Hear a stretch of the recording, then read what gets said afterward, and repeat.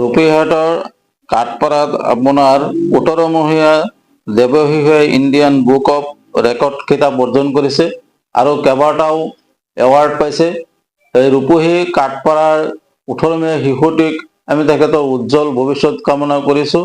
ৰূপহীহাটবাসী হিচাপে আমি গৌৰৱান্বিত, আমি নগাঁও জিলাৰ সকলো মানুহ গৌৰৱান্বিত, গোটেই ভাৰতবৰ্ষ গৌৰৱান্বিত।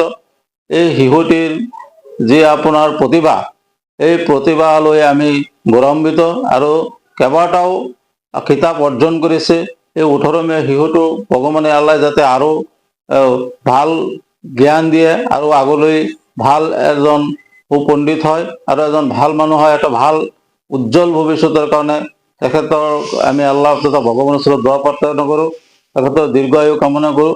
আমাৰ ৰূপহী কাঠপাৰাৰ শিশুটি যি কিতাপ অৰ্জন কৰিবলৈ সক্ষম হৈছে, তাৰ কাৰণে আমি নগাঁও জিলাবাসী হিচাপে গৌৰৱান্বিত অনুভৱ কৰোঁ আৰু সদৌ তেখেতৰ উজ্জ্বল ভৱিষ্যত কামনা কৰোঁ।